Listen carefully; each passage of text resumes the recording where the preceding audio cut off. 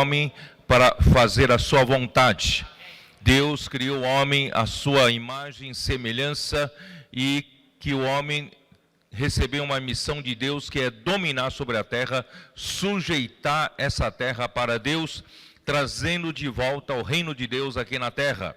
Todavia, para essa missão, o homem precisa de uma auxiliadora, precisa de uma ajudadora. E Deus nos deu, graças a Deus, não somente nós temos o homem, também Deus fez, né, a partir da costela que ele retirou de Adão, edificou-a numa mulher. Aí surgiu a figura da varoa, a figura, né, da mulher. E essa mulher complementa o homem, essa mulher auxilia o homem em tudo. Então na mensagem anterior, eu dei, eu fiz vocês verem o valor que tem, né, as mulheres, e como precisamos das mulheres para, né, o homem ele é focado, ele é objetivo para cumprir o seu propósito. Todavia, a mulher tem uma visão mais periférica, mais detalhista, e torna tudo mais agradável, tudo mais, né, mais bonito, e assim, né, as coisas começam a funcionar. A auxiliadora que complementa o homem. E daí eu fui até Provérbios capítulo 31, último capítulo da Bíblia, né? E onde fala da mulher virtuosa. Eu sei que ao longo dos tempos, dos séculos, muitos procuraram saber onde está esta mulher virtuosa. Parece que ela não existe aqui na terra, né? Onde está essa mulher virtuosa? Alguns gentilmente chamam a sua esposa de mulher virtuosa, tá? Eu sei, mas nunca chega a esse padrão, não é isso? Então, essa mulher virtuosa não existe. É ideal demais, não existe. Mas, queridos irmãos e irmãs, eu quis começar por aqui para dizer para vocês que esta é a mulher que Deus prepara, Deus deseja para o seu Filho Cristo. A mulher virtuosa é a igreja desejável, é a igreja gloriosa que Deus está preparando para o seu Filho. Irmãos, aparentemente, durante todos esses 20 séculos, Deus não conseguiu preparar essa mulher virtuosa para o seu Filho. Mas eu quero dizer para vocês, veio-me um grande alento de que essa mulher está aparecendo hoje na terra. Nós queremos ser essa mulher. Queremos ser essa igreja, né? Nós, graças a Deus, Deus então nos deu a visão de que nós somos o pequenino rebanho, somos um pequeno em número, mas Deus, aprove a Deus nos dar o seu reino. Nós temos pouca gente nas ruas, mas essa pouca gente, o nosso exército é focado, nosso exército é engajado, e eles estão invadindo as ruas para resgatar as pessoas da porta dos Hades. E também o Senhor nos mostrou que nós somos trabalhadores de última hora. O Senhor ainda nos encontrava desocupados com relação ao propósito dele de trazer o reino de Deus de volta aqui na terra. Então, finalmente, o Senhor, no dia da convocação, em Salmo 110, versículo 3, nos mostra que Deus, no dia da convocação, Ele fez com que a sua igreja, o seu povo, atendesse generosamente essa convocação e se alistou para esse exército. Não só isso, mas os jovens, eu digo jovens, digo até crianças, adolescentes e jovens, estão caindo como gotas de orvalho para a formação desse exército de jovens santos, exército fabuloso, formidável. Então, nós também entendemos que nós somos a igreja em Filadélfia.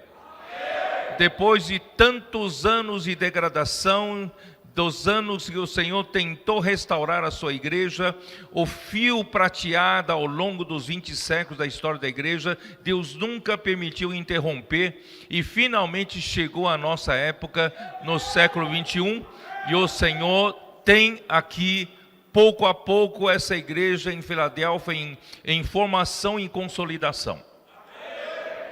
Graças a Deus, não por nosso mérito, mas é porque o Senhor tem pressa. Ele está trabalhando com seus 7 espíritos, o Espírito na sua completude, está pouco a pouco formando, fazendo surgir essa igreja em Filadélfia, que reúne as condições básicas para Deus poder concluir esta era. Nós temos pouca força, mas o Senhor que está na igreja em Filadélfia é aquele que tem a chave de Davi. É aquele que abre e ninguém fecha. Ó Senhor Jesus, nós somos bem-aventurados, queridos irmãos, de viver nessa época. A batalha é grande, mas graças a Deus, Deus nos deu graça de batalhar por Ele nas ruas. E agora nós entendemos, irmãos, mais do que isso. Além de pequenino rebanho, trabalhadores de última hora, a igreja em Filadélfia, agora Deus nos mostra que nós somos essa mulher virtuosa, em formação. Finalmente está surgindo essa mulher virtuosa. Essa mulher virtuosa prepara tudo para o Senhor, para o seu marido. O seu marido é um juiz, né? Está no versículo, onde está? Versículo 23, Provérbios 31, 23.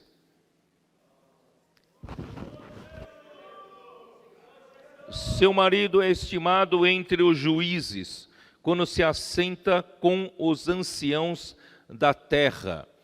O marido dessa mulher virtuosa, ele tem a autoridade para julgar. Né? Em João capítulo 5, versículo 22, vamos ler, vai. Eu li na última palavra, né? João 5, 22, como diz: e o Pai a ninguém julga, mas ao Filho confiou todo o julgamento. Então Deus confiou o julgamento para o Filho. O Filho é o juiz, ele é quem julga. Irmãos, então, nosso Senhor Jesus, ele fez o seu trabalho aqui na terra. Ele foi o Verbo que se fez carne e habitou entre nós cheio de graça e de verdade. Ele viveu todo o tempo como um homem que viveu pelo Pai. Não ousou viver um segundo sequer por si mesmo. Ele viveu não buscando a sua própria glória, mas ele buscou fazer a vontade do Pai. Ele morreu também em obediência ao Pai, uma morte redentora que nos resgatou, né, dos nossos pecados. E ele também ressuscitou, e em ressurreição, Deus, como aprovação a tudo que Jesus fez como homem, Deus o fez, né, Deus o gerou como filho primogênito. Ele disse em Atos 13, 33, tu és o meu filho, e eu hoje te gerei. E ele foi alçado à direita de Deus, hoje está ao lado de Deus, no trono de Deus, à sua destra, a destra da majestade. Ele está só aguardando aquele dia para julgar todas as coisas. Portanto, irmãos, ele deixou a igreja, a sua mulher aqui na terra. Então nós somos essa mulher virtuosa, que agora é a nossa vez. Nós precisamos preparar tudo para esse nosso Senhor. Você está pronta? Como igreja, como uma mulher virtuosa? Nessa mulher virtuosa, eu, infelizmente, não tenho como gastar o tempo. Mas assim, irmãos, essa mulher... Eu vou ler rapidamente, vai, porque é tão rico esse provérbio aqui. Mulher virtuosa, quem achará? Quem achará? Realmente é difícil achar, mas Deus está começando a achar aqui na terra, né? O seu valor muito excede o de finas joias. O coração do seu marido confia nela. Ó Senhor Jesus, Cristo confia em nós. E não haverá falta de ganho, falta de lucro. lucro. Irmãos, uma igreja que agrada o seu marido, agrada a Deus, não é uma igreja infrutífera. Não é uma mulher que só sabe gastar e não sabe criar receitas. Irmãos, nós precisamos ser aquela igreja que sabe gerar frutos. Precisamos ser aquela igreja que produz fruto para o Senhor, produz lucro. Precisamos ter uma vida da igreja produtiva. Não podemos entrar ano, sair ano, continuar os mesmos números de pessoas e não sai do lugar, só vendo as pessoas envelhecendo, não tem fruto, não tem produção. Irmãos, precisamos produzir para o Senhor. Ela lhe faz bem e não mal todos os dias da sua vida. Irmãos, nós não queremos fazer mal para o nosso marido. Às vezes, pela nossa vida da alma, fazemos mal para ele. Às vezes, pelo nosso jeito, rompante de ser, na nossa vida natural, nós causamos desastre para ele. Mas essa igreja virtuosa não faz mal para o seu marido. Ela busca lã e linho e de bom grado trabalha com as mãos. Você sabe que naquele tempo não tinha lojas, departamento para comprar roupas para casa. Hoje você vai para shopping, você vai para lojas de departamento, você vai lá, ou você hoje pela internet você compra, mas naquele tempo você tem que tecer, você tem que fazer primeiro a fiação, você precisa ter lã, precisa de linho, precisa puxar fio e começar a fazer, começar o trabalho de fiação. Quem sabe? Quem conhece? Precisa de trabalho de fazer a fiação, tá?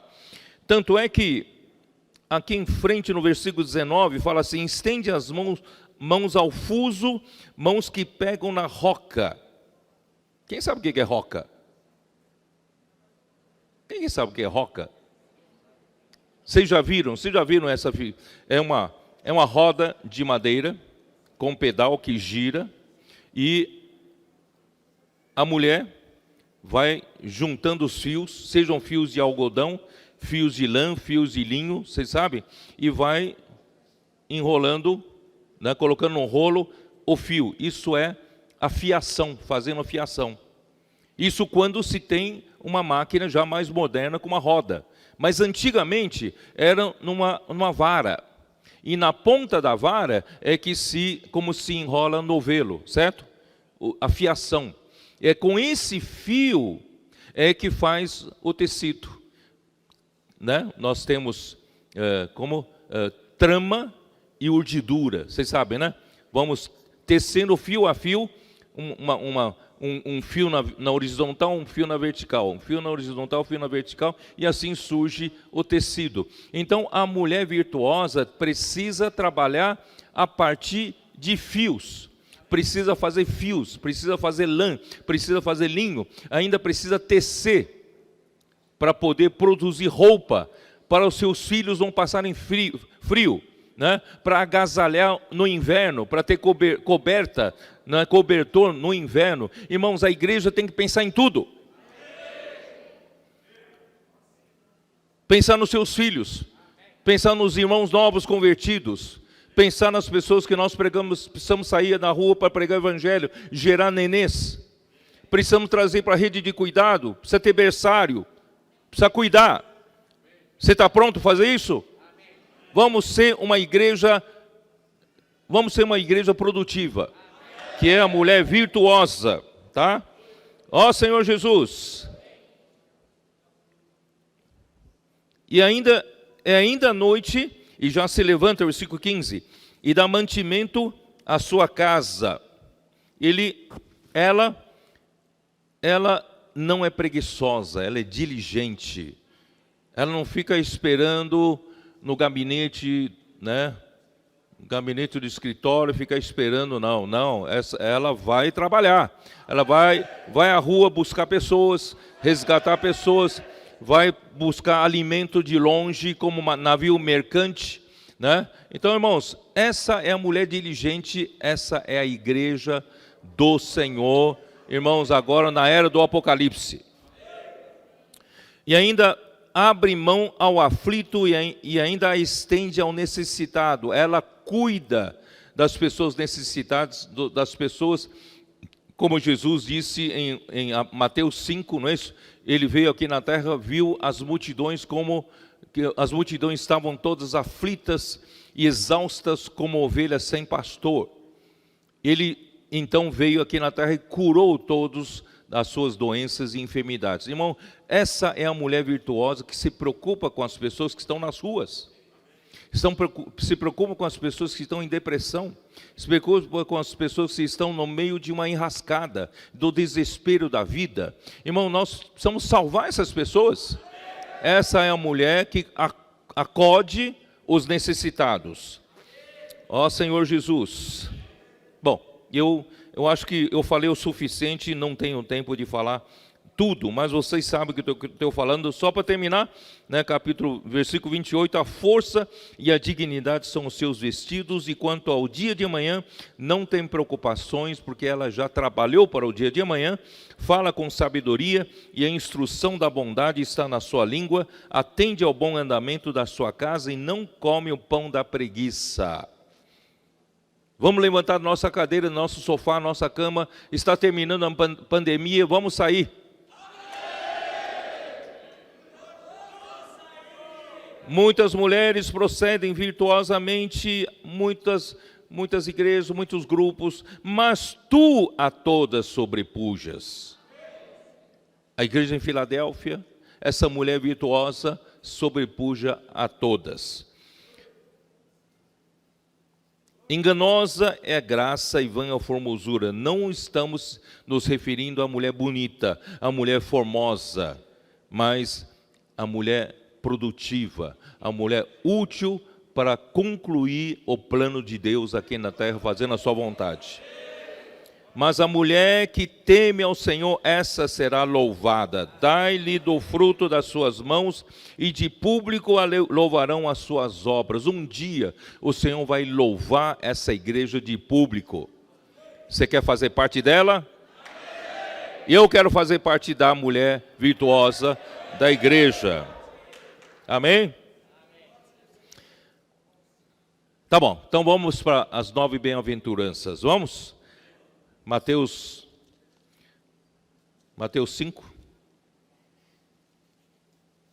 Ou antes, vou fazer o seguinte. Senhor Jesus. O que é? Que é bem-aventurado? Bem-aventurado os pobres em espírito, né? Porque deles é o reino dos céus. Bem-aventurados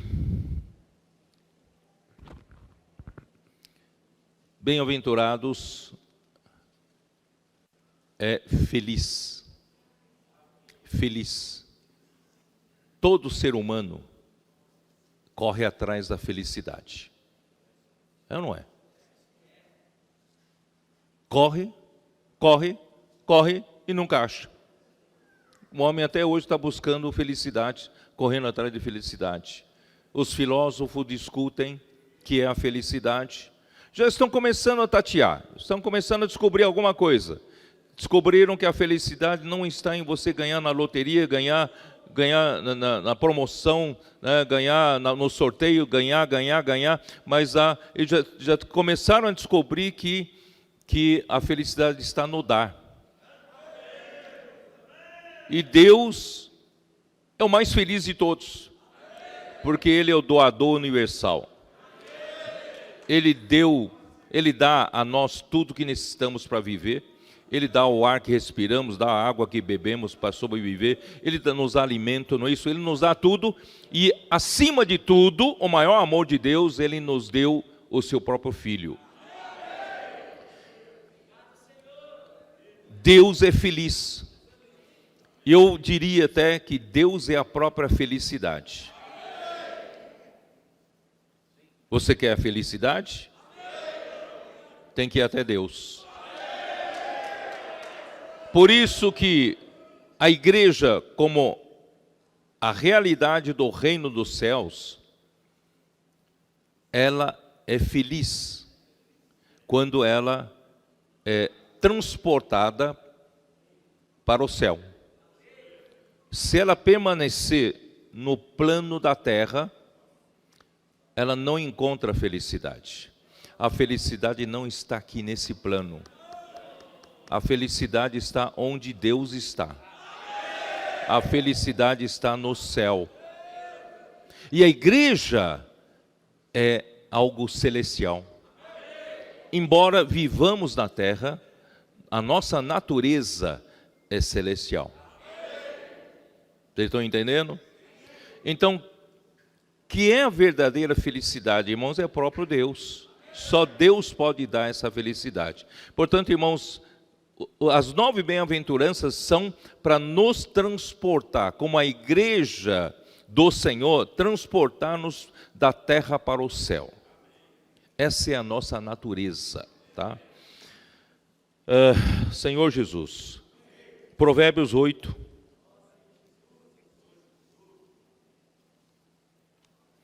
versículo 30.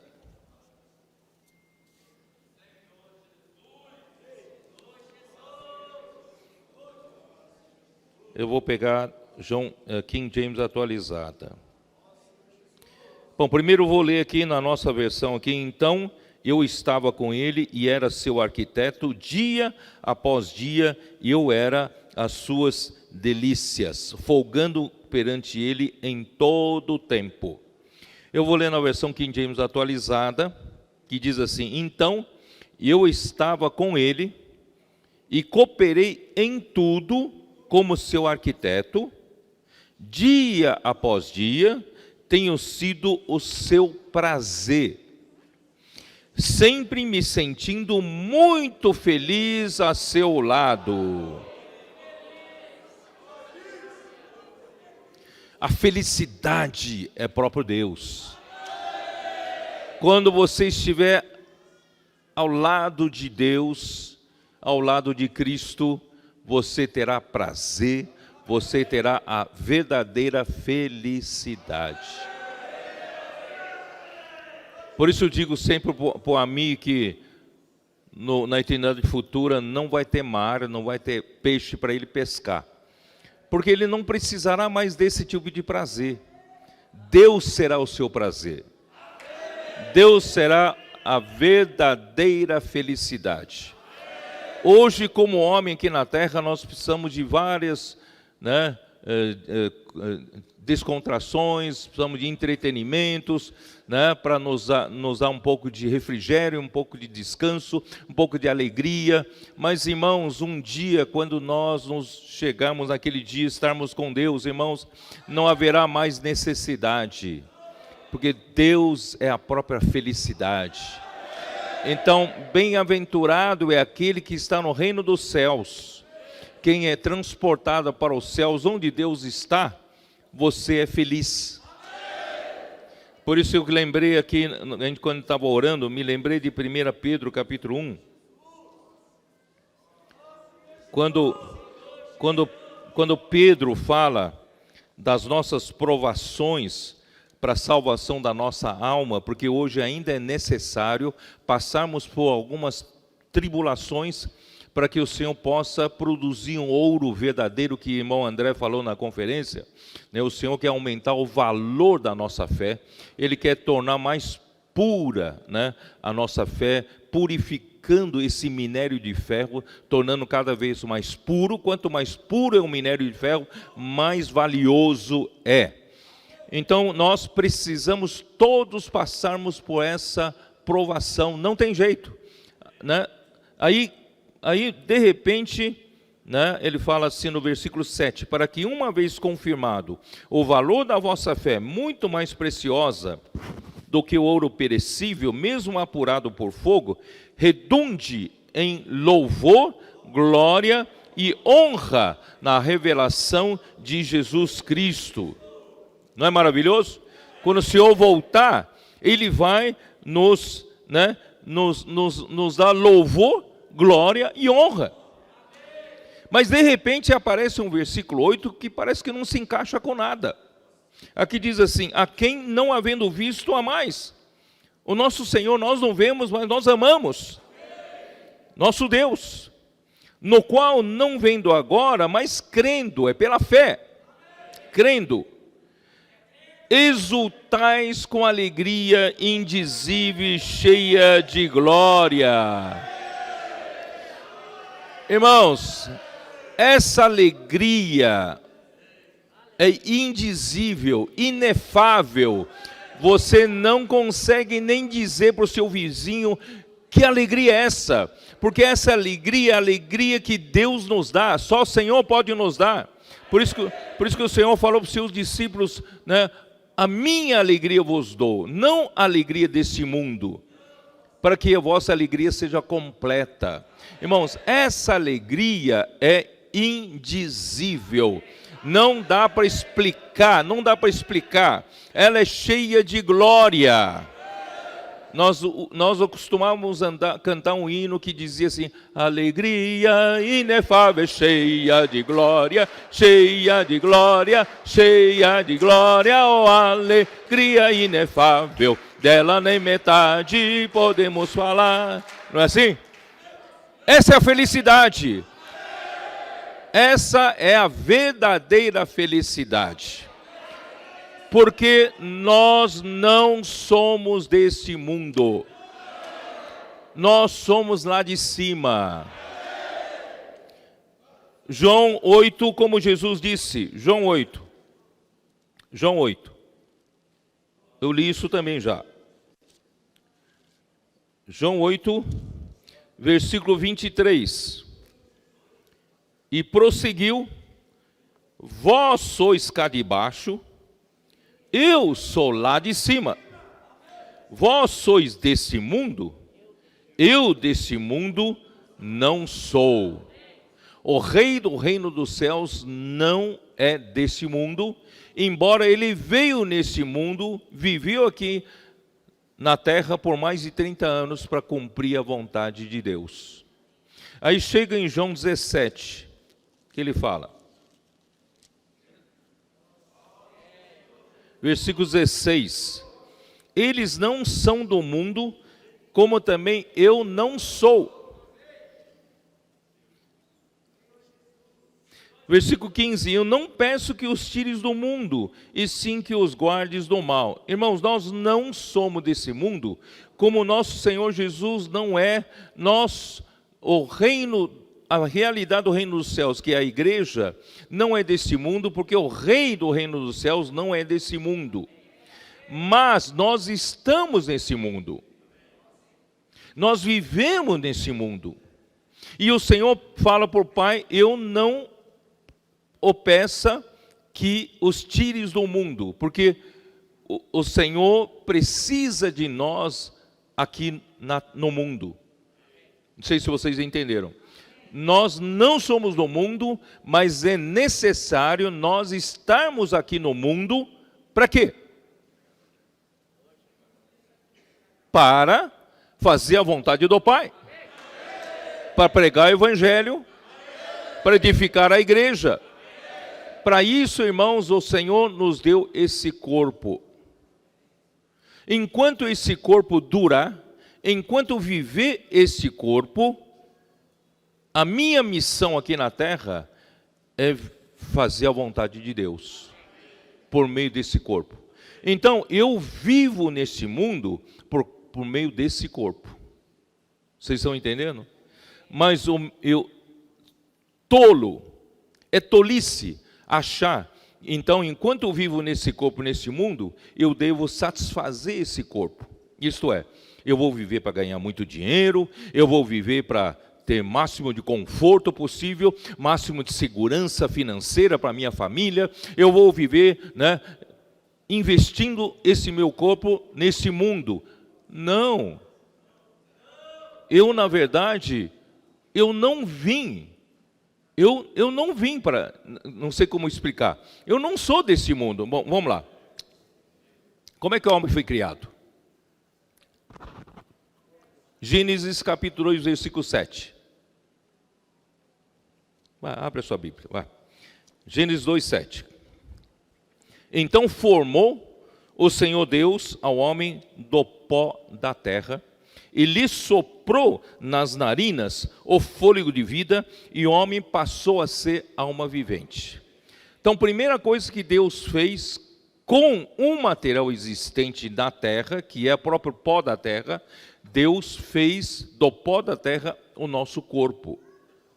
Mas quando Deus fez com o pó da terra o nosso corpo, esse corpo não estava vivo, não tinha vida, certo? Não estava vivo. Por que Deus fez ao homem esse corpo do pó da terra? Porque o desejo dele é que esse homem viva aqui na terra, para fazer a vontade de Deus. Sem esse corpo, a gente não teria como viver aqui, não é isso? Deus quer fazer a vontade dele aqui na terra. Por isso que ele nos deu o corpo. Então, põe na sua cabeça, eu tenho esse corpo, não é para outra coisa. Eu tenho esse corpo, é para Deus fazer a sua vontade aqui na terra.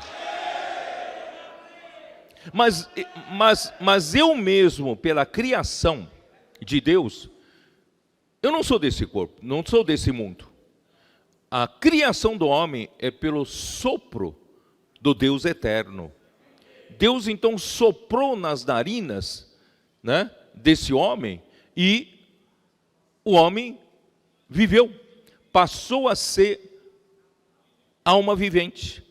E esse sopro de Deus, o fôlego de vida, traduzido para fôlego de vida em Gênesis 2:7, eu já li isso, né, em Provérbios 20:27, é traduzido para o espírito do homem. Então, o fôlego de vida em hebraico é Neshama. Quando Deus soprou para dentro daquele boneco de barro, esse fôlego de vida Neshama entrou no boneco de barro, formou o espírito humano dentro do homem. Então, eu e você temos o espírito dentro de nós, o espírito do homem, o sopro do Deus poderoso e eterno entrou em mim e formou o meu espírito humano. Portanto, o meu espírito humano é do mesmo material de Deus, que é o espírito. Meu espírito humano foi feito para receber Deus, para fazer contato com Deus, que é espírito, e para conter Deus aqui dentro de mim, como um vaso. Está certo? E o homem passou a ser uma alma vivente. Cada um de nós tem a sua personalidade, tem a sua, né, identidade pessoal. Nós não somos robôs. Deus não nos fez, né, uma fabricação em série. Todos nós somos iguais. Não somos iguais. Não há um igual ao outro aqui na terra. Então, irmãos, nós somos alma vivente, com espírito humano dentro de nós, e o corpo Deus nos deu para viver aqui na terra. Então, o nosso espírito e nossa alma, eu já li isso, né? Acho que em Eclesiastes 3:11, vocês lembram? Deus pôs a eternidade no coração do homem. Então, o nosso espírito e a nossa alma são a eternidade que Deus colocou no homem. Então, irmãos, nós não somos meramente esse corpo terreno. Nós somos essencialmente formado pelo sopro de Deus, e surgiu com o sopro de Deus o espírito humano e a alma. Nós passamos até a alma. Então, esse corpo, única coisa que nós temos da terra é o corpo.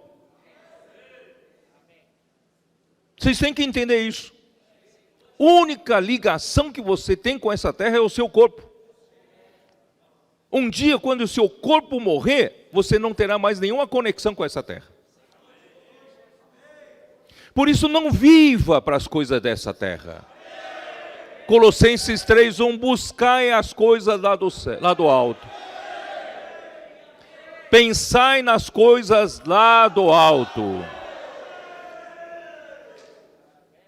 Nós procedemos lá do alto. A nossa procedência é lá. A nossa origem é lá no alto. Por que tanta tolice em querer ganhar tantas coisas aqui na terra? Não é mesmo, irmãos? Ó Senhor Jesus! Então, quando você creu em isso na criação, agora na regeneração, no novo nascimento que aconteceu, João 3, não é isso? Nicodemos falou, como é que você pode fazer essas coisas que nenhum homem pode fazer? Se Deus não lhe der para fazer isso. Como é que você consegue fazer essas coisas, Jesus? Jesus falou, você quer saber como eu faço essas coisas? Então você precisa nascer de novo. Nascer de novo ali em Gênesis 3 é nascer do alto. Não é nascer aqui da terra de novo, né? Dá uma olhada, João 3, Senhor Jesus.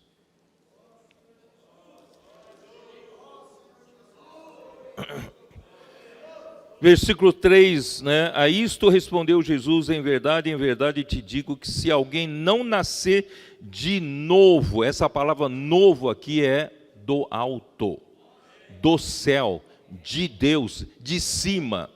Se alguém não nascer de cima, se alguém não nascer do alto, não pode ver o reino de Deus, porque o reino de Deus é celestial. Reino de Deus é lá do alto. Versículo 5, respondeu-lhe Jesus, em verdade te digo, quem não nascer da água e do Espírito não pode entrar no reino de Deus. O que é nascido da carne é carne, mas o que é nascido do Espírito é Espírito. Entendeu? Então não te admires de eu te dizer, né? Importa-vos nascer de novo, importa-vos nascer do alto.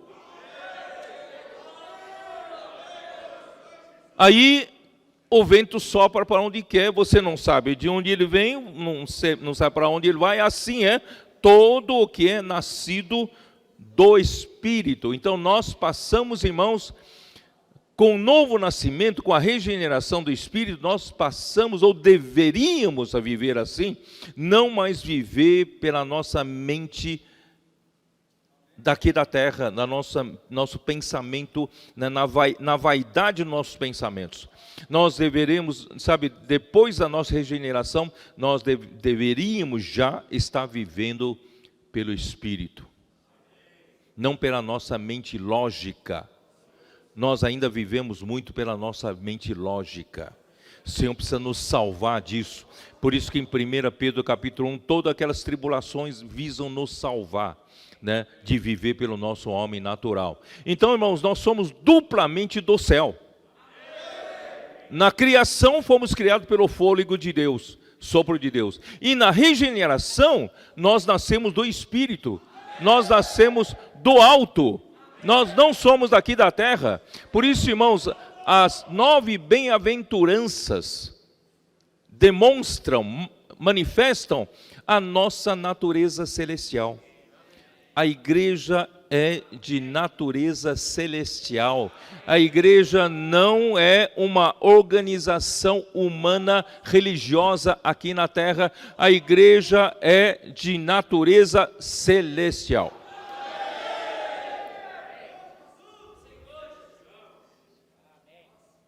E a igreja, o reino dos céus corresponde, né? Eu fiz uma figura, vocês viram, o reino de Deus é Deus, o domínio de Deus de eternidade a eternidade, né? Ali, ó. E o reino dos céus compreende a era da igreja e a parte, o reino milenar, só a parte celestial, só a parte celestial. Então, o reino dos céus, no tempo da igreja, irmãos, no tempo de hoje, pode aparecer o reino dos céus em 2 aspectos. Um aspecto é a sua realidade, tá? Outro aspecto é a sua aparência, tá? Vou falar primeiro da aparência. O que é a aparência? Né? Eu vou ler aqui o que eu preparei aqui. A aparência do reino dos céus é a sua configuração exterior, o que você vê na fachada. É uma percepção superficial, como é revelado pelo rei à beira-mar em Mateus capítulo 13. O reino dos céus é semelhante a... Vocês se lembram? Os reinos do céu, aquelas 7 parábolas, que eu já usei algumas delas ao falar das 7 igrejas de Apocalipse. Tá? Ali Jesus fala em aparência. Por quê? Porque é a aparência de toda a cristandade. Ali tem o quê? Tem o trigo e também tem o joio. Numa grande casa tem utensílios, vasos para honra, também vasos para desonra. Então é toda a aparência, né, do reino dos céus, é a cristandade em geral. Mas, irmãos, nós precisamos ir passo além. Nós não podemos viver apenas como um cristão nominal. A quem é você? Eu sou um cristão. Muitos se denominam cristão, às vezes nem regenerado é, certo? Então essa é a aparência do reino dos céus. Mas nós precisamos aprender a viver na realidade do reino dos céus. O que é a realidade do reino dos céus? A realidade do reino dos céus corresponde ao seu conteúdo intrínseco, que constitui a sua essência de natureza celestial e espiritual, como é revelado pelo rei no monte em Mateus 5, 6 e 7. É a vida normal da igreja em Romanos 14, 17. Como diz Romanos 14, 17? O reino de Deus não é comida ou bebida, mas é justiça, paz e alegria no Espírito Santo. Este versículo define bem a realidade do reino dos céus. A realidade do reino dos céus é a sua essência, é a sua, né, a sua constituição intrínseca, é o seu conteúdo intrínseco, né? É a sua essência, é a sua natureza espiritual, sua natureza celestial. Irmão, nós queremos viver nessa realidade. Não vamos nos enganar. Vamos procurar, irmãos, viver na realidade do reino dos céus. Porque quem vive hoje na realidade do reino dos céus, irmãos, vai produzir, vai se tornar, no final dos tempos, a época que nós estamos, eu vou repetir, quem vive na realidade do reino dos céus, você vai fazer parte do pequenino rebanho, você vai fazer parte dos trabalhadores de última hora, você vai fazer parte da igreja em Filadélfia, e você vai fazer parte dessa mulher virtuosa. E essa realidade do reino dos céus, irmãos, vai trazer a manifestação do reino dos céus. E o que é a manifestação do reino dos céus? É reinar com Cristo no milênio. Então eu vou ler aqui, a manifestação do reino dos céus refere-se à vinda do rei com poder, como é revelado pelo rei no Monte das Oliveiras, registrados em Mateus 24 a 25. A parte celestial do reino milenar vindouro, chamada de o reino de seu Pai, em Mateus 13, 43. Dá uma olhada, Mateus 13, 43.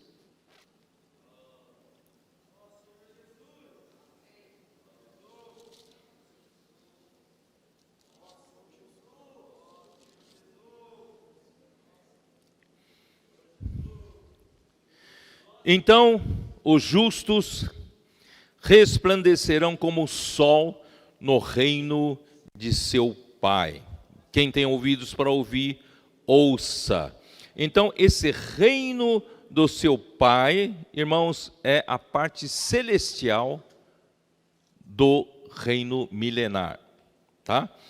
E a parte celestial do reino milenar vindouro é chamado do reino de seu Pai, que é o reino dos céus manifestado em poder, onde os vencedores reinarão com Cristo por 1000 anos. Apocalipse 20, versículos 4 e 6, dá uma olhada. Se você hoje fizer parte da realidade do reino dos céus, provavelmente você participará da manifestação do reino dos céus. Capítulo 20, versículo 4, a parte final que diz assim: e viveram e reinaram com Cristo durante 1000 anos. Versículo 6, bem-aventurado e santo é aquele que tem parte na primeira ressurreição. Sobre esses a segunda morte não tem autoridade, pelo contrário, serão sacerdotes de Deus e de Cristo e reinarão com ele os 1000 anos. Essa parte celestial chama-se a manifestação do reino dos céus, tá? E aí tem a parte terrena do reino milenar. A parte celestial, irmãos, será composta de vencedores da igreja. Se você hoje viver a realidade do reino do céu, você será vencedor no reino, na manifestação do reino dos céus, e esses vencedores, irmãos, vão reinar na parte celestial sobre a terra. E nós, pelo fato de nós estarmos na parte celestial, irmãos, nós não teremos mais matéria. Você não terá mais peso. A gravidade não terá mais ação sobre você, nem a mim. Aleluia, né? Porque nós teremos aquele corpo de ressurreição de Cristo. Vocês se lembram? Jesus, depois que ressuscitou, não apareceu aos discípulos? Ele apareceu em uma forma de pessoa. Mas ele falou assim, toque aqui a minha mão, toque aqui ao meu lado. Não é isso? Parece matéria, mas não é matéria. Ele desapareceu. Ele pode entrar no recinto e pode sair do recinto sem ter que abrir a porta para ele. Certo? Irmão, graças a Deus, nós seremos assim. Nós vamos reinar por Deus. Não precisa de avião mais. Eu não preciso comprar mais passagem em avião. Não precisa nem de ônibus, não precisa nem comprar carro mais. A gente pode, porque não teremos mais matéria. Mas aqui na parte terrena ainda precisa da matéria. Vocês entenderam? Então, a parte terrena do reino milenar é chamado de reino messiânico. Chamado de reino do Filho do Homem em Mateus 13, 41. Dá uma olhada. Mateus 13, 41.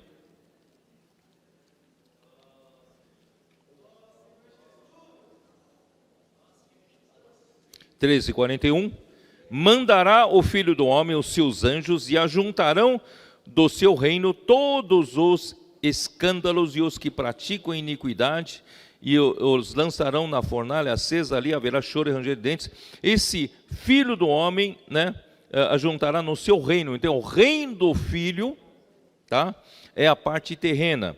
E na parte terrena, né, também é chamado de tabernáculo restaurado de Davi, em Atos capítulo 15, versículo 16. Dá uma olhada.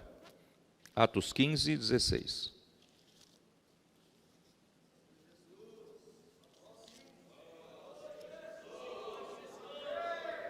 Atos 15, 16,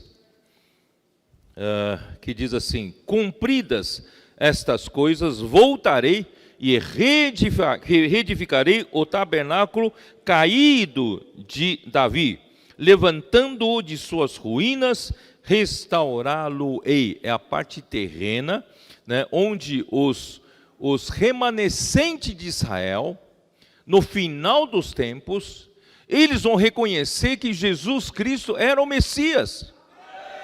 Eles então invocarão o Senhor pedindo socorro. E eles serão salvos, eles serão levados para a parte terrena.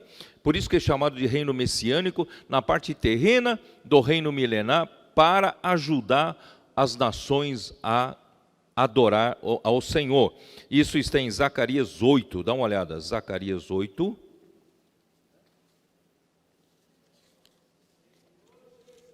Versículo 20. Assim diz o Senhor dos Exércitos, ainda sucederá que virão povos e habitantes de muitas cidades, os habitantes de uma cidade irão a outra dizendo, vamos depressa suplicar o favor ao Senhor e buscar o Senhor dos Exércitos, eu também irei. Isso aí já é no milênio, no reino milenar, na parte terrena, tá? Virão muitos povos e poderosas nações buscar em Jerusalém ao Senhor dos Exércitos e suplicar o favor do Senhor. Assim diz o Senhor dos Exércitos, naquele dia sucederá que pegarão 10 homens de todas as línguas das nações, pegarão sim na orla da veste de um judeu e lhe dirão, iremos convosco, porque temos ouvido que Deus está convosco. Vocês entenderam? Essa será a parte terrena. Tá? Esses judeus remanescentes irão ajudar serão como sacerdotes aqui na terra, ajudar as nações a adorarem o Senhor. E nós, na parte, nós eu digo vencedores. Na parte celestial, tá? Aí já não sem matéria. Nós então teremos um corpo de ressurreição. E quando chegar o novo céu, nova terra, aí sim, né?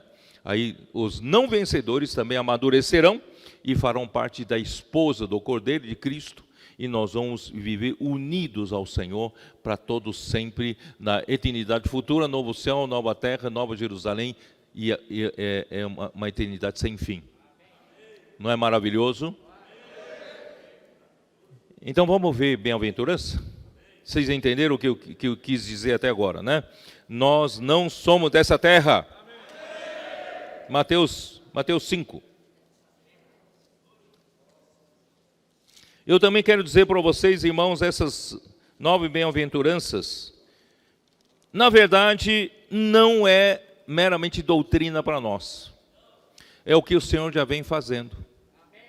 Eu me lembro em 2017, a situação, a condição das igrejas, talvez seja por causa dos anos seguidos de enfermidade do irmão Donk, a condição das igrejas não era boa. Vocês sabem disso, 2017. Mas o Senhor, graças a Deus, o Senhor começou a restaurar entre nós. E essa restauração, irmãos, não é meramente de comportamento, mas de transferência. Deus começou a nos transferir do plano terreno para o plano celestial. É o que essas 9 bem-aventuranças visam fazer. As 9 bem-aventuranças não apenas nos ensinam como comportamento. Você deve fazer assim, deve fazer... Não. Essas 9 bem-aventuranças é para nos transferir de plano. Nós não somos dessa terra. A natureza da igreja é celestial, é espiritual.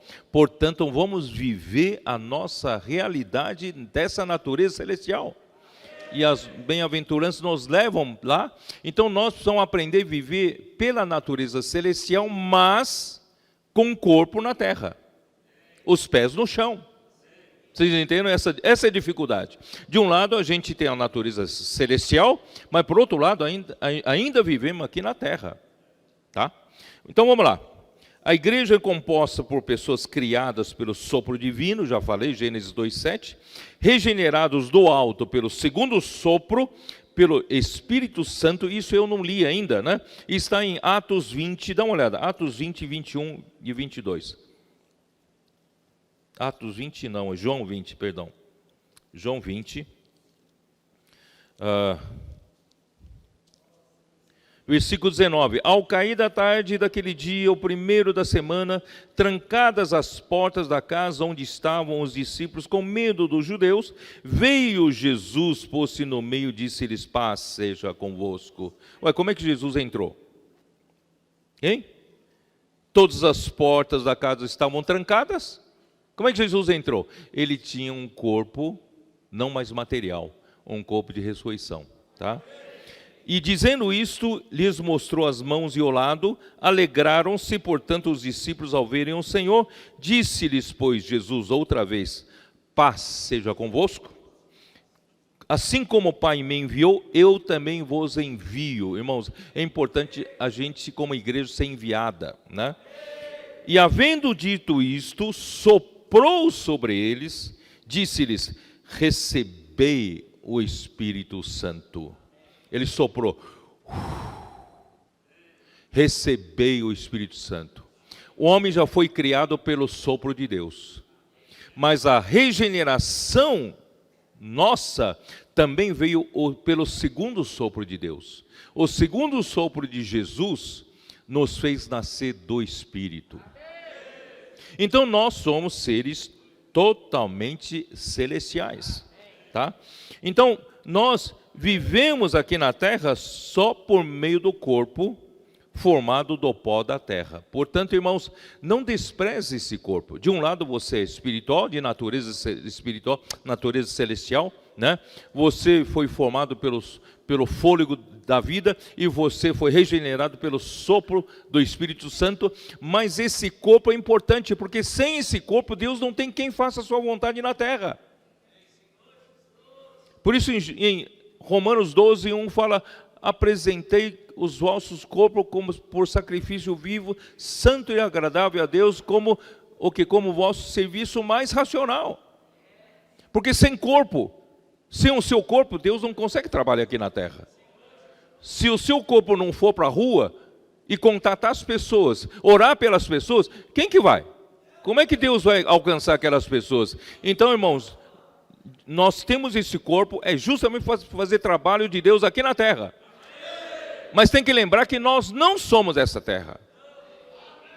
Nós somos do céu. A nossa natureza, a natureza da igreja é celestial. Tá? Então vamos lá. Primeira bem-aventurança. Versículo 1. Vendo Jesus as multidões, subiu ao monte, como se assentassem, aproximaram-se os seus discípulos, e ele passou a ensiná-los, dizendo: bem-aventurados os humildes espíritos. Se você pegar a King James atualizada, está melhor traduzida: bem-aventurados os pobres em espírito. Está na versão King James atualizada. Porque deles é o reino dos céus. Bem-aventurados, eu vou repetir, em grego é makarios. Mas esse bem-aventurado, na verdade, é felicidade, é feliz. Você quer ser feliz? Está faltando felicidade na sua vida? Se está faltando, vamos aproveitar para aplicar isso. Vamos aprender a ser pobres em espírito. Pobre em espírito. Feliz é aquele que conhece a sua natureza celestial e é governado pelo Rei do reino dos céus, durante todo o tempo de sua permanência na terra, enquanto viver o seu corpo. Eu vou repetir. Você quer ser feliz? Eu escrevi assim, tá? Feliz é aquele que conhece a sua natureza celestial e é governado pelo Rei do reino dos céus, durante todo o tempo de sua permanência na terra, enquanto viver o seu corpo. Enquanto o seu corpo vive, você permanece na terra, porque o dia que o seu corpo morrer, você não permanece mais aqui na terra. Tá? Então, enquanto vivemos, irmãos, nós precisamos aprender que nós temos uma natureza celestial e somos governados pelo céu, o Rei do reino dos céus. É uma felicidade que excede as... Agora eu vou ler uma nota de King James atualizada, olha só, não sou eu que estou falando. É uma felicidade que excede as circunstâncias. Não é que você ganhou na loteria e está feliz, né? Não. Que tem a ver com um profundo sentimento de paz e alegria que todos os que foram abençoados com a salvação em Cristo e seu reino devem sentir e desfrutar, mesmo em meio às aflições cotidianas. É uma coisa que excede as circunstâncias. É uma coisa que você tem inerente a você. Você é do céu, você não é dessa terra. Essas aflições, você entende para que essas aflições? Essas aflições, na verdade, são para te amadurecer. Essas aflições para você tornar mais espiritual, para Deus usar mais você, entendeu? Então você não se entristece por causa dessas aflições. Pelo contrário, você é alimentado pela felicidade lá do céu. Então, bem-aventurados os pobres em espírito, porque deles é o reino dos céus. Irmãos, o homem terreno, ele é arrogante, ele é presunçoso, tá? Eu vou explicar mais ou menos também pela King James atualizada, tem uma nota que diz assim: quando Deus deu a lei ao povo de Israel, os escribas e fariseus ensinavam que quem cumpre toda a lei com exatidão, porque eles ainda, até hoje, acham que o homem é capaz de cumprir toda a lei com exatidão. Então, quem cumpre toda a lei com exatidão, ele é rico no Altíssimo. Isso é o que os escribas e os fariseus, eles ensinaram e ensinam durante todos esses séculos. Então, os judeus recebem esse ensinamento. Aquele que guardar toda a lei, aquele que cumpre com precisão toda a lei, ele será rico no Altíssimo, tá? E ainda mais, aquele que observa as tradições judaicas transmitidas pelos pais, de boca em boca, tem a Torá escrita, que é o Pentateuco, e tem a Torá falada, transmitida pelas tradições. Então, quem observa essas tradições será ainda mais rico. Por isso que Jesus usa a palavra pobre. Vocês entenderam ou não? Porque o homem pensa que ele pode ser rico usando sua força natural para cumprir as exigências de Deus. Irmãos, na vida cristã é a mesma coisa. Muitos cristãos pensam que eles podem agradar a Deus com a sua força natural. Eles podem agradar a Deus fazendo as coisas para Deus. Irmãos, não dá. Não é por aí, não é isso? O homem precisa, se você quer ir para a esfera do céu, a primeira coisa que você precisa aprender é ser pobre. Ser pobre em espírito. Porque não há nada errado em observar a lei, não é nada errado. Os judeus estão certos, tem que observar a lei. Mas homem algum tem capacidade de observar toda a lei. E sim, não há nada errado em observar a lei, e sim ter um coração soberbo e orgulhoso por cumprir ordenanças e preceitos. Está vendo? Eu não sou como aquele pecador, não é isso? Como aquele publicano. Eu oro ao Senhor tantas vezes por dia, eu jejuo tantas vezes, né? Então, eu não sou como aquele. Por quê? Porque a observância, a capacidade de observar a lei, torna uma pessoa arrogante, torna uma pessoa rica em si mesmo, não é isso? Então, esse princípio se aplica a todo homem que vive na esfera terrena e procura observar os princípios celestiais de Deus, né? Ele precisa se esvaziar de suas capacidades e mudar-se de plano.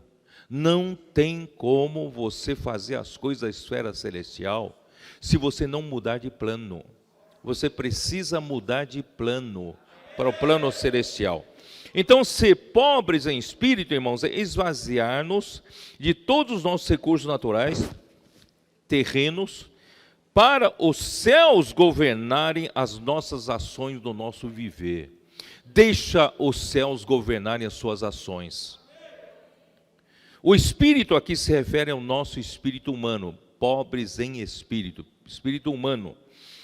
A parte mais profunda do nosso ser é o órgão pelo qual contactamos a Deus e percebemos as coisas espirituais. Se eu estiver com o meu órgão espírito, que é para contactar Deus, rico, eu não tenho espaço para contatar Deus, não tenho espaço para Deus. Vocês entenderam? Então eu preciso ter espaço para contatar Deus, para receber Deus. Se eu me acho muito cheio, arrogante, soberbo, eu tenho capacidade, eu não tenho como receber Deus, não é isso? Então nós somos... Graças a Deus, irmão, eu estou dizendo isso e eu acho que é a nossa experiência. De 2017 para cá, nós aprendemos muito isso, não aprendemos? Aprendemos a não depender mais da nossa capacidade. Nós aprendemos a esvaziar de nós mesmos. E o Senhor tem nos abençoado muito, não tem?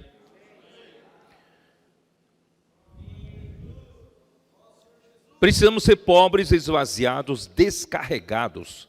Nessa parte do nosso ser espírito humano, para que percebamos e possuamos o reino dos céus, porque o reino dos céus é celestial e espiritual.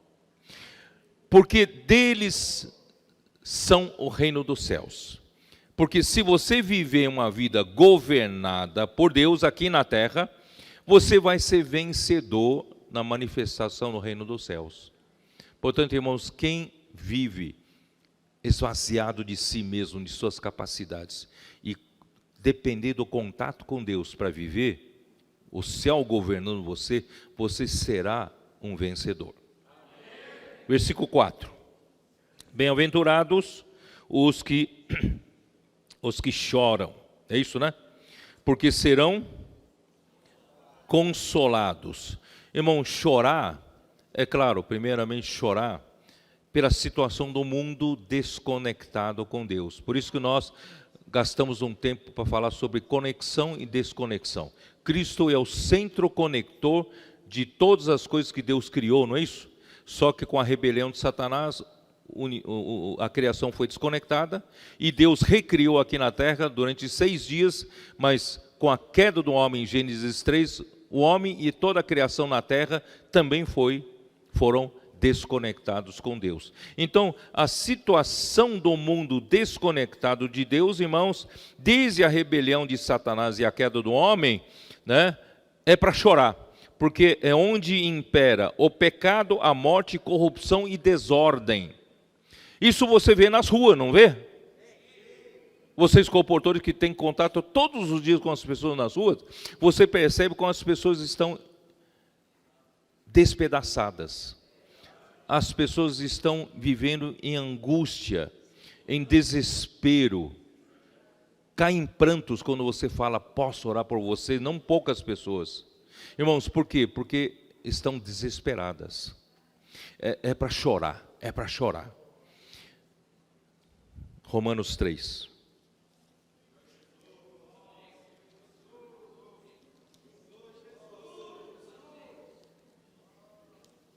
Aquele dia, antes de compartilhar,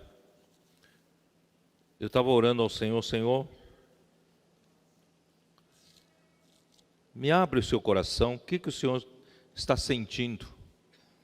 Aí de repente eu passei a chorar. Eu percebi o desespero de Deus. Eu me lembrei desses versículos aqui. Romanos 3, versículo 10. Como está escrito, não há justo, nenhum sequer. Não há quem entenda, não há quem busque a Deus. Todos se extraviaram, a uma se fizeram inúteis. Não há quem faça o bem, não há nenhum sequer. Irmãos, Deus criou o homem de uma maneira tão maravilhosa, pelo sopro divino, com uma expectativa tão maravilhosa, e o homem chegou a um ponto que não há quem conheça a Deus, não há um que busque a Deus. Isso também está em Salmos 14, dá uma olhada, Salmos 14.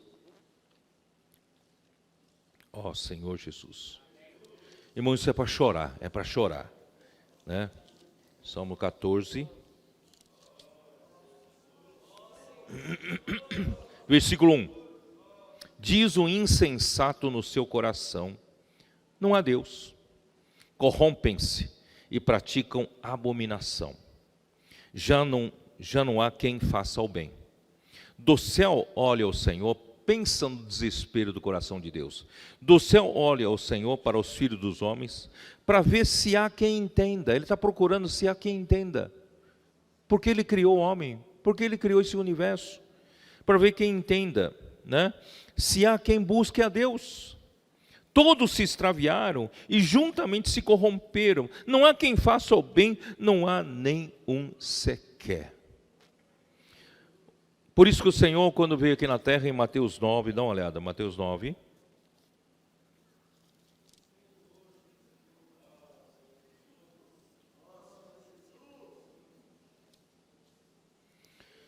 Versículo 35, e percorria Jesus todas as cidades e povoados. Irmão, nós precisamos aprender como igreja, como uma mulher virtuosa. Vamos deixar nossa preguiça.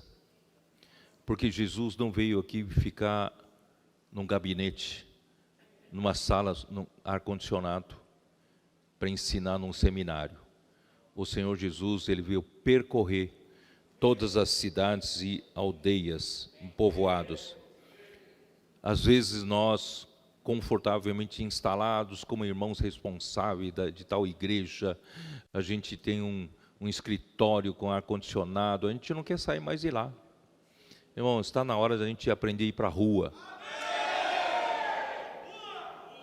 O rei do reino dos céus estava tão desesperado pela situação do mundo, ele chorava pela situação do mundo, que ele ia às ruas, ia ao povoados, às cidades. Irmão, nós precisamos fazer isso. E percorreu Jesus todas as cidades e povoados, ensinando nas sinagogas, pregando o evangelho do reino e curando toda a sorte de doenças e enfermidades. Essas doenças e enfermidades, irmãos, vieram por meio do pecado, da corrupção, da queda, da rebelião. Vendo ele as multidões, compadeceu-se delas. Vamos nos compadecer, irmãos, das pessoas. Compadeceu-se delas porque estavam aflitas e exaustas como ovelhas que não têm pastor. Ó Senhor Jesus, esse foi o desespero de Jesus. Irmãos, que essa mulher virtuosa que é a igreja em Filadélfia, vamos ter o mesmo coração de desespero de Jesus. Nós seremos consolados vendo o resultado na nossa pregação do Evangelho. Quantas pessoas, irmãos, foram resgatadas. Quantas pessoas, não poucas pessoas, irmãos, queriam tentar suicídio. E graças a Deus foram salvas. Essas pessoas foram salvas. E quantas pessoas com a vida destroçada, com o casamento desfeito, o Senhor foi curando, né, toda sorte de doença e enfermidades. Irmão, nós temos que olhar para isso. Versículo 5, para outra bem-aventurança. Vamos lá. Eu preciso correr um pouco para terminar. Bem-aventurados os mansos, porque herdarão a terra. Mansos aqui significa pacífico, gentil, dócil e humilde. Parece que a melhor tradução ainda é humilde. Irmãos, ser manso é ser humilde, né? Lembra que o Senhor falou, aprendi de mim que sou manso e humilde de espírito, não é isso? Então, humildes são aqueles que confiam inteiramente em Deus. Eles não são arrogantes, né, confiando em suas próprias forças, né? Então, eles confiam em Deus mais do que em suas próprias forças, para defendê-los contra a injustiça e aceitar sua forma de lidar conosco como a melhor, sem resistir. Isso é o próprio Strong que traduz essa palavra. Irmãos, o que quer dizer isso? Quer dizer que nós confiamos inteiramente no Senhor, do Rei dos Reinos dos Céus. A gente não tenta vingar por nós mesmos, né?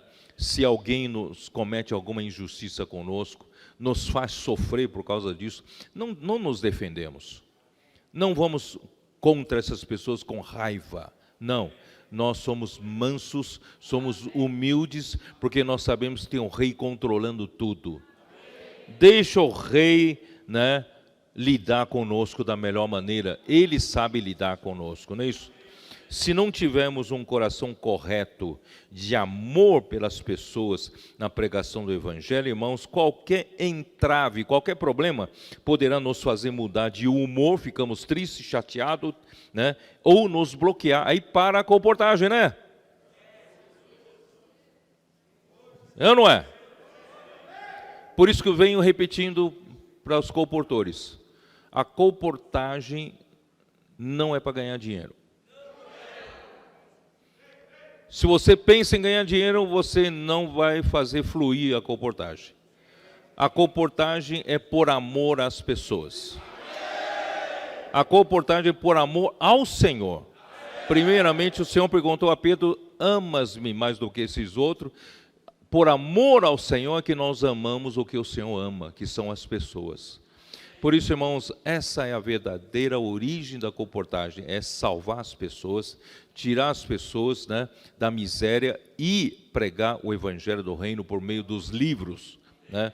Então, com um coração manso e humilde, praticamos o posso orar por você? Então, é com um coração manso e humilde, libertando as pessoas do jugo de Satanás e cuidando dessas pessoas na igreja, pela rede de cuidado. E dessa forma, queridos irmãos, nós estaremos conquistando terra, né? É isso, não é isso que fala? Bem-aventurados os mansos, porque herdarão a terra. Então, dessa forma mansa, humilde, pregando o Evangelho, orando com as pessoas, nós estamos conquistando território para o reino de Deus. Por isso que o reino das trevas está furioso para conosco, porque nós estamos conquistando terra, com mansidão e com humildade, né?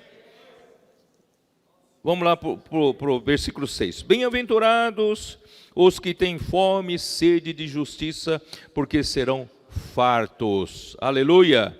O fundamento do reino de Deus é a justiça. Romanos 14, 17, nós falamos, o reino de Deus é justiça, paz e alegria no Espírito Santo. Irmãos, a justiça é a base, né? Salmo 89, dá uma olhada, Salmos 89.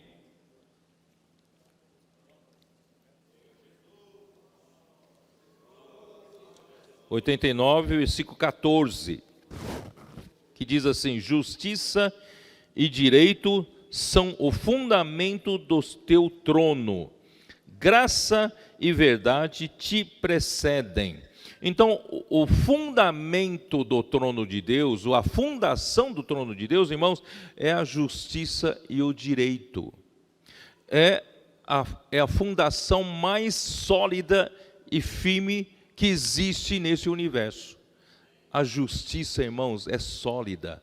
Quando eu falo de justiça, é justiça de Deus. Deus, Ele é o padrão da justiça.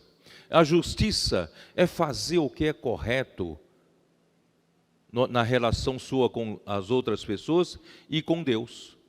Ser correto, ser adequado, ser certo, sabe? É só isso que eu consigo definir, não sei definir de outra maneira. Mas de qualquer forma, irmão, justiça é a fundação mais sólida que existe.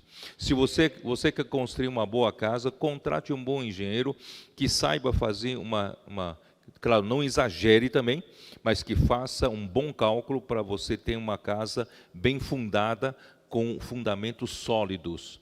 Porque essa parte que fica enterrada, a fundação fica enterrada, né, debaixo do solo, e não aparece, o proprietário que investe o dinheiro fica num desespero, porque você põe dinheiro e não aparece, porque fica tudo enterrado, né? Mas essa parte é a mais importante. Essa parte é que dá toda firmeza, segurança e solidez para a construção. Então a justiça é a nossa base, irmãos. O reino dos céus tem a justiça como a base. Salmo 97, versículo 2. Nuvens e escuridão o rodeiam, justiça e juízo são a base do seu trono. Tá? Isaías 9:7. Isaías 9:7. Para que se aumente o seu governo e venha paz sem fim. O governo de Deus traz paz, tá? Sobre o trono de Davi, sobre o seu reino, para o estabelecer e o firmar mediante o juízo e a justiça, desde agora e para sempre. O zelo do Senhor dos Exércitos fará isto. Irmão, justiça é a base para tudo, tá? Então, o reino dos céus também tem a base de justiça. Justiça, já falei, significa ser correto com Deus e com os homens. Os que vivem no reino dos céus não podem usar meios escusos, manobras, meios inadequados, meios tortuosos. E sim, devem ser retos, corretos e adequados no relacionamento com os outros e com Deus. Irmãos, eu detesto quando a gente serve ao Senhor na obra do Senhor. Eu falo com meus cooperadores, eu detesto quando os cooperadores querem usar de politicagem para ganhar espaço na obra do Senhor. Nós temos a justiça como a base. A nossa relação na obra do Senhor tem que ser honesta, tem que ser justa, tem que ser sincera, tem que ser uma relação orgânica. Não é por manobras, por negociatas. Isso Satanás fez, fazendo comércio, negociando aqui, negociando ali, apoio aqui, apoio lá. Irmãos, na obra do Senhor não tem nada disso. Nós estamos fundados em cima da justiça.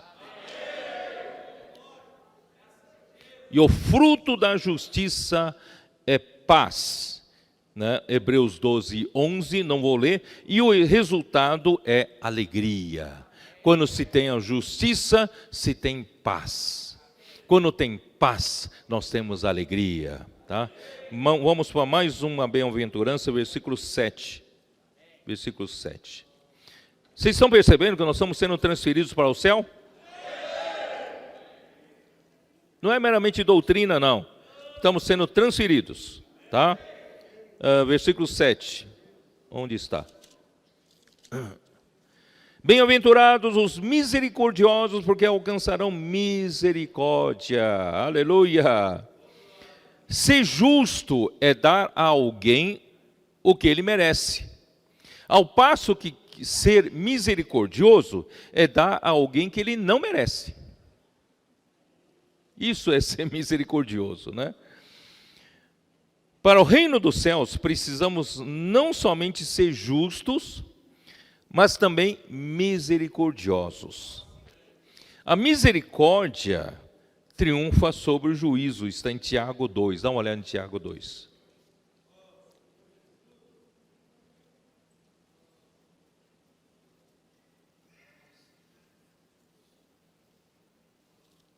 Onde está o Tiago? Tiago 2, depois de Hebreus, né? Tiago 2, versículo 12. Falai de tal maneira, e de tal maneira procedei, como aqueles que hão de ser julgados pela lei da liberdade. Porque o juízo é sem misericórdia para com aquele que não usou de misericórdia. Mas a misericórdia triunfa sobre o juízo. Vocês entenderam? Se você é aquele que é sempre justo, trata os outros sem misericórdia, não é isso? Então Deus vai julgar você também só com juízo. Só duro, né? Duro no duro. Mas se você também aprendeu a ser misericordioso com os outros, a misericórdia triunfa sobre o juízo. Deus também vai usar de misericórdia naquele dia para te julgar. Tá bom? Então, irmão, vamos aprender a ser misericordioso. Na verdade, irmão, ser misericordioso, irmãos, é desenvolver empatia, né? Splankinon. Vocês perceberam que o Senhor, ao longo do tempo, já vem trabalhando em nós? Bom, vou chegar lá, peraí. 2 Timóteo 1, dá uma olhada. 2 Timóteo 1.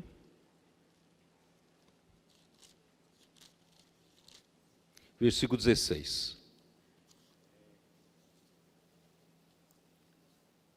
Conceda o Senhor misericórdia à casa de Onesíforo, porque muitas vezes me deu ânimo e nunca se envergonhou das minhas algemas. Antes, tendo ele chegado a Roma, me procurou solicitamente até me encontrar. O Senhor lhe conceda naquele dia achar misericórdia da parte do Senhor, e tu sabes melhor do que eu quantos serviços me prestou ele em Éfeso. Irmãos, a casa de Onesíforo, e principalmente Onesíforo, ele não ficou lá sentado na sua casa tranquilamente, ele foi procurar Paulo no meio daquelas aflições todas, sabendo que ele tinha sido já praticamente condenado à morte. E você sabe que naquele tempo, alguém que é perseguido pelo imperador Nero, e se você procurasse ele, você era muito arriscado a também morrer junto com ele, você sabe disso, né? E ser preso. Mas Onesíforo, ele foi procurar, não sabia em qual prisão Paulo estava, procurou de prisão em prisão até achá-lo, ele correu risco de vida. Mas, irmãos, esse usou de misericórdia com Paulo. Paulo, naquela situação em que todos o abandonaram, os da Ásia o abandonaram, os cooperadores não estavam, o mais próximo dele não estavam lá, cada um estava num canto, e ele precisava de conforto, e Deus usou Onesíforo, né, a misericórdia de Onesíforo, para consolar Paulo. Por isso Paulo ora a Deus, Deus use de misericórdia. Irmão, se você e eu usarmos de misericórdia, você se preocupar com o sofrimento dos outros, você se preocupar com o que os outros pensam. Irmão, você se lembra quando nós falamos de Splankinon, né? Quando nós falamos de Senhor em Mateus 9, ele se compadeceu. Compadecer-se é o verbo em grego splankinizomai, é algo que saía das entranhas, é um sentimento de misericórdia, um sentimento de compaixão que procedia das suas entranhas, do seu interior. Irmãos, nós precisamos aprender a nos compadecer das pessoas, vendo as pessoas nas ruas sofrendo, não é isso? Precisamos aprender a ter misericórdia. Não, isso não é comigo, não tem nada a ver com isso. Não, vamos aprender a ter empatia. Às vezes um irmão está do teu lado, padecendo, sofrendo, né? Você vai, bem feito, por que ele né, fez isso, aquilo? Irmãos, vamos aprender a ter empatia pensar como ele pensa, né? Sofrer com ele, né? Do jeito que ele está sofrendo e entendê-lo. Tá? Isso vai trazer muita ajuda na igreja, irmãos.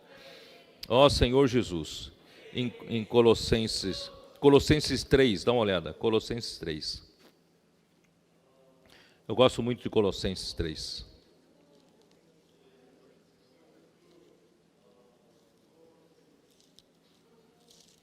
Colossenses 3, né, ele diz assim, versículo 12: revesti-vos, pois, como eleitos de Deus, santos e amados, de ternos afetos de misericórdia. Esse ternos afetos de misericórdia, afetos aqui é splankinon, né? E misericórdia aqui é oikitirmos, tá? Então são quase que sinônimos, ter misericórdia e se compadecer. Irmãos, vamos aprender nos relacionar aqui na igreja, né, uns com os outros. Vamos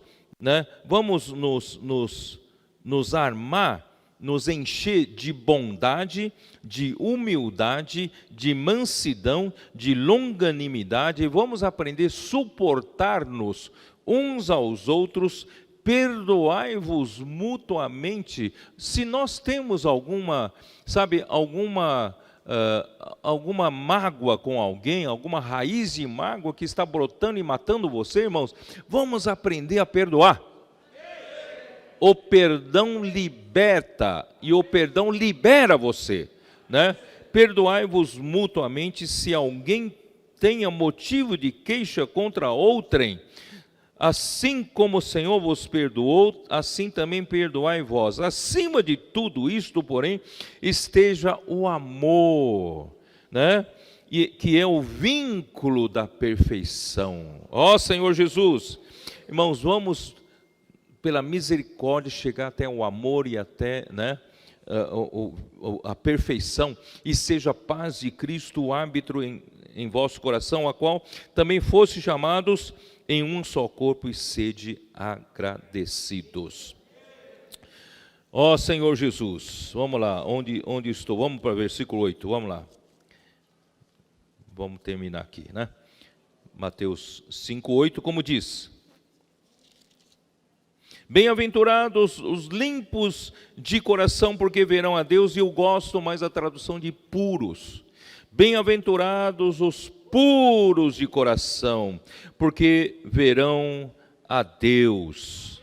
Vocês se lembram que eu sempre tenho falado, o Senhor tem nos já feito a transferência, né, para a região celestial. Eu tenho falado para vocês, irmãos, eu aprecio muito essa palavra que Paulo disse para o Timóteo em 1 Timóteo 1:5, vocês se lembram? Vamos, irmãos, fazer tudo na vida da igreja por amor, que procede de um coração puro, de uma consciência boa e de uma fé sem hipocrisia. Irmão, vamos agir dessa maneira pura na igreja, manter o nosso coração puro. Irmão, não deixe ambição, arrogância, soberba, não é isso? Tomar conta e contaminar essa pureza do coração.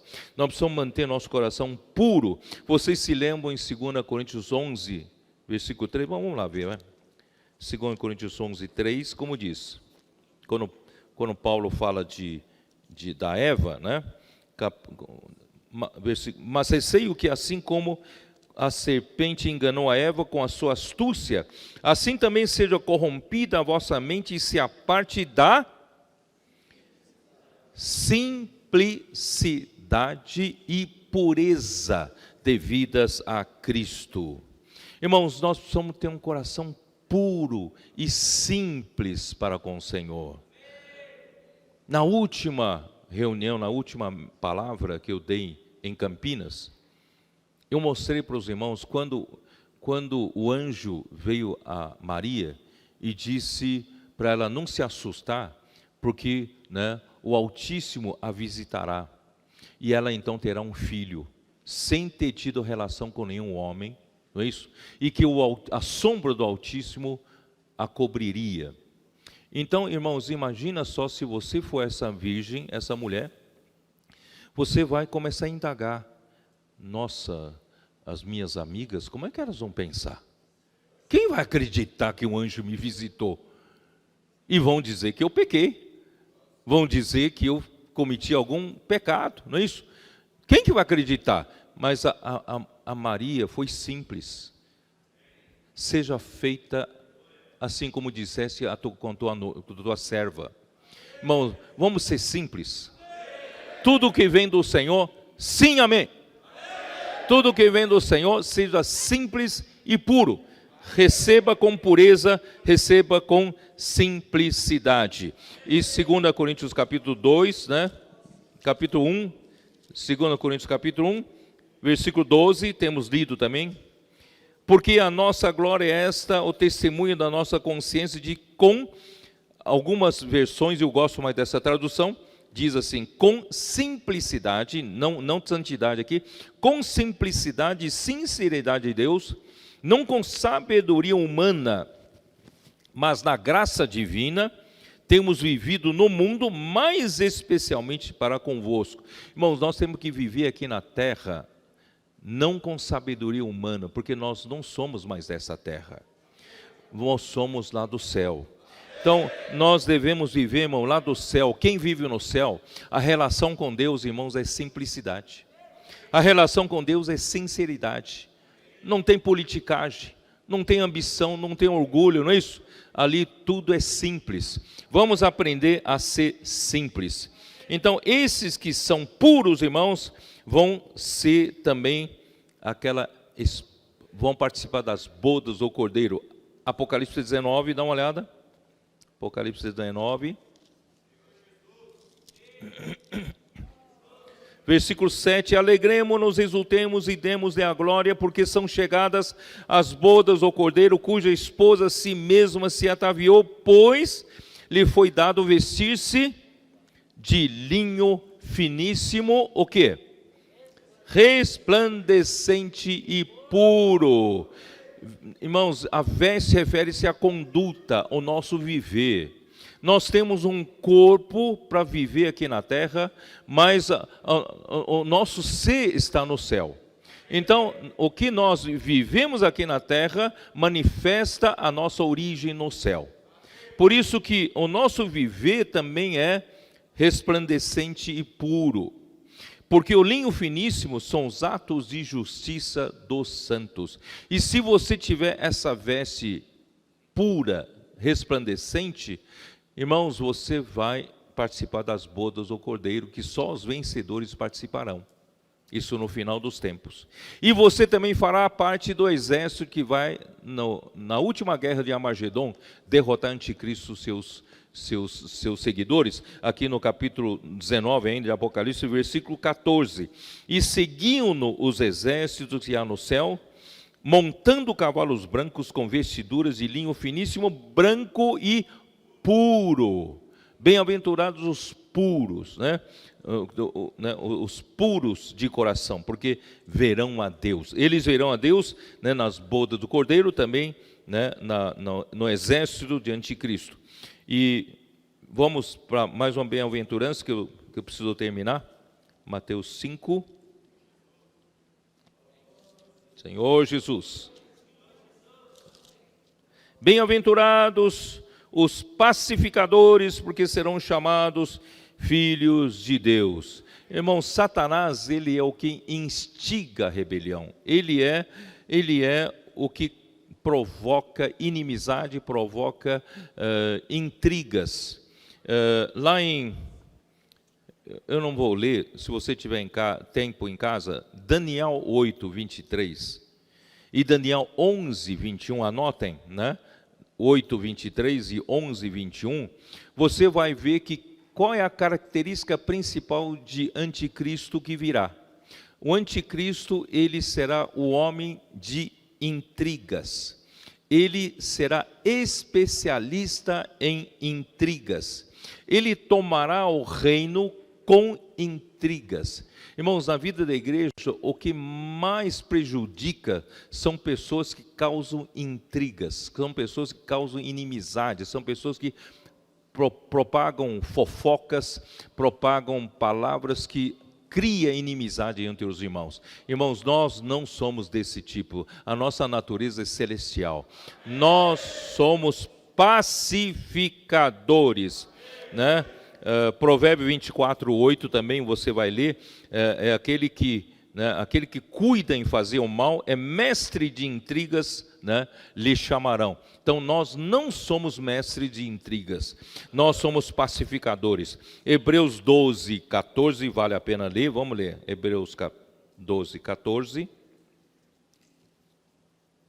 como diz: segui a paz com todos e a santificação, sem a qual ninguém verá o Senhor. Então nós queremos ver o Senhor, então nós precisamos ser pacificadores. Irmãos, se tem algum fogo pegando no relacionamento entre dois irmãos ou no casal, você não vai pôr combustível, né, para pegar mais fogo ainda.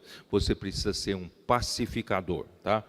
Então vamos lá. Bem-aventurados os versículo 10, os perseguidos por causa da justiça, porque deles é o reino dos céus. Bom, com relação a pacificadores, nosso Deus é Deus e paz, está em Romanos 15:33, Romanos 16, versículo 20, tá? Por falta de tempo, vocês deem em casa.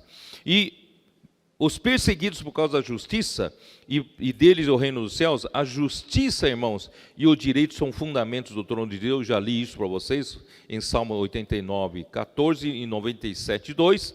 O mundo hoje jaz no maligno, 1 João 5:19, e esse mundo está cheio de injustiças. E nós somos o povo do reino dos céus, que vive na esfera celestial de justiça. Nós seremos perseguidos nesse mundo, pelo fato de nós sermos do povo do reino dos céus, né?